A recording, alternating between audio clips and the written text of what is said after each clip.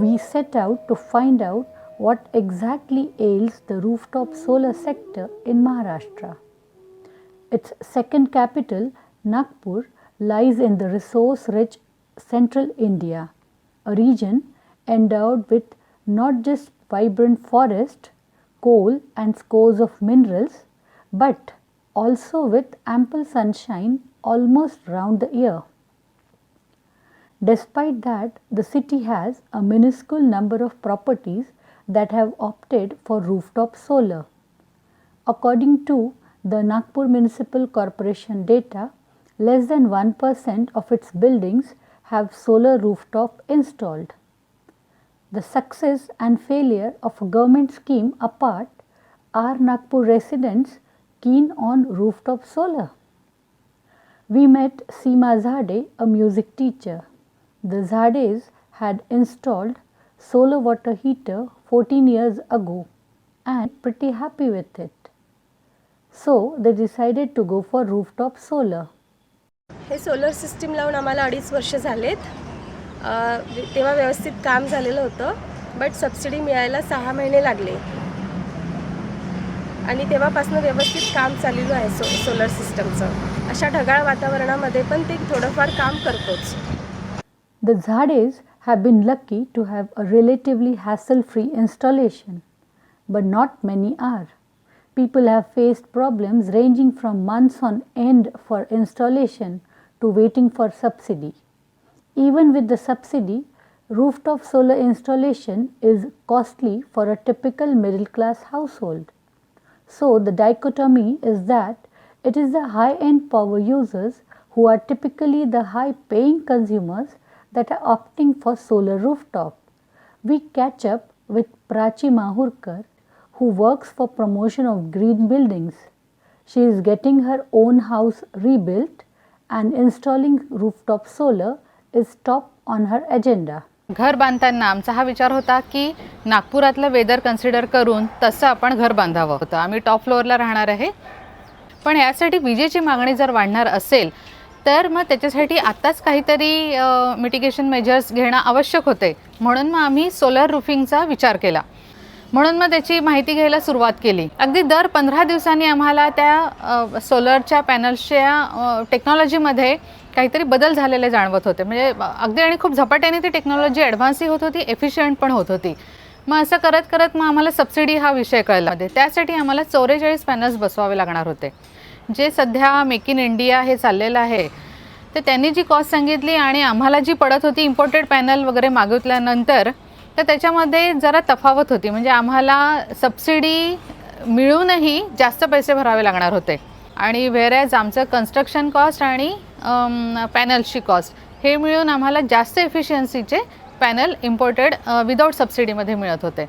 म्हणून मग शेवटी आम्ही सबसिडी सोडून द्यायचा विचार केला आणि आता हे इम्पोर्टेड पॅनलकडे आम्ही जातो आहे. Like Prachi Mahurkar, there are scores of consumers who opted to relinquish the subsidy. But the problem does not stop here. Many end users are wary about net metering policies. One such person is Dilip Chitre, a solar innovator who runs a motor driving school. Passionate about solar energy, he researched and modified a two-wheeler and a car to run on solar energy.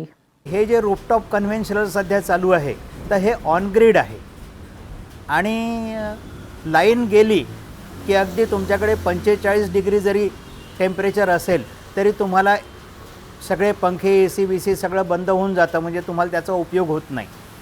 त्याच्यामुळे त्याचा जो खरा उपयोग व्हायचा तो होत नाही. लोकांचं म्हणणं असं आहे की एवढं सोलारचा खर्च केला आणि त्याच्यानंतर लाईन जात असेल आणि आम्हाला जर का उपयोग होत नसेल तर त्या सोलारवर खर्च करून उपयोग काय. याच्याऐवजी बॅकअप असणं आवश्यक आहे.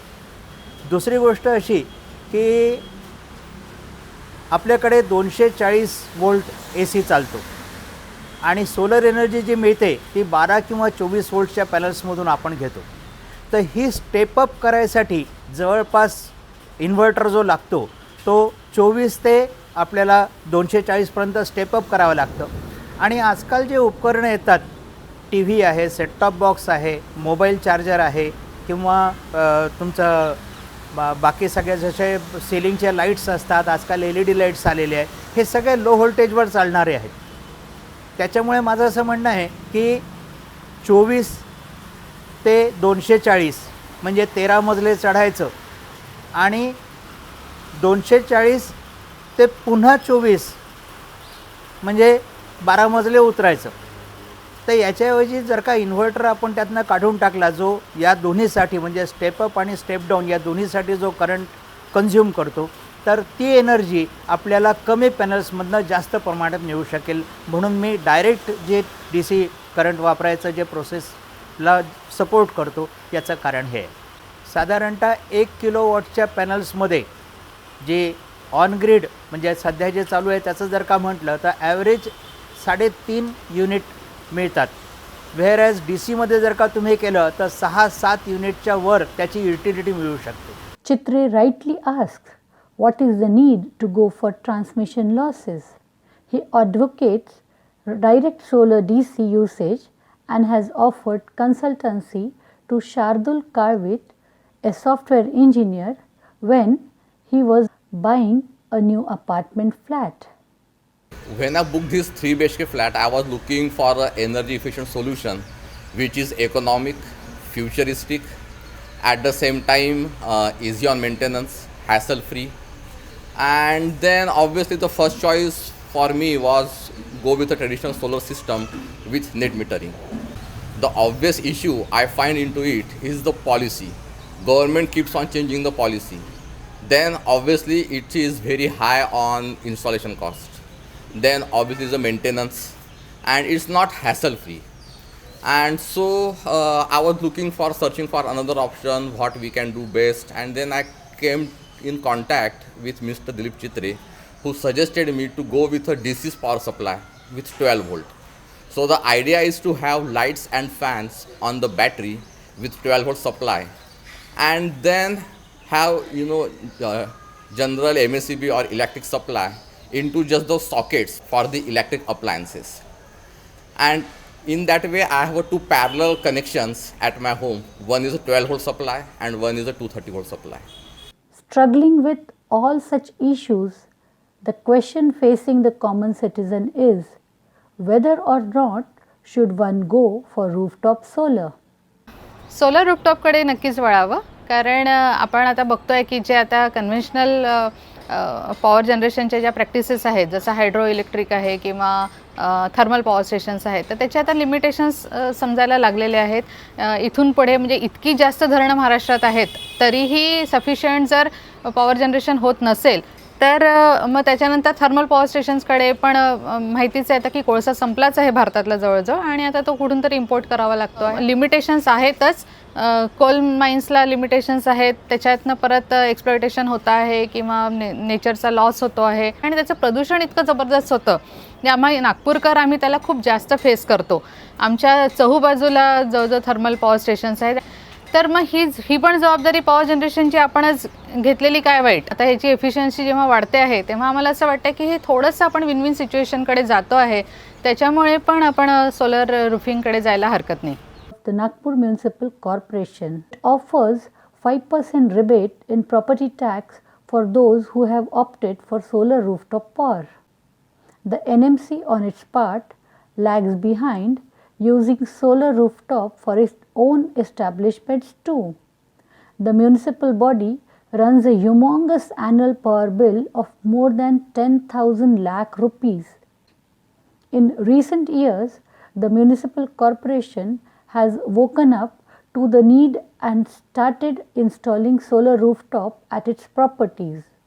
The Suresh Bhatt Sabhagriha auditorium is a prime example.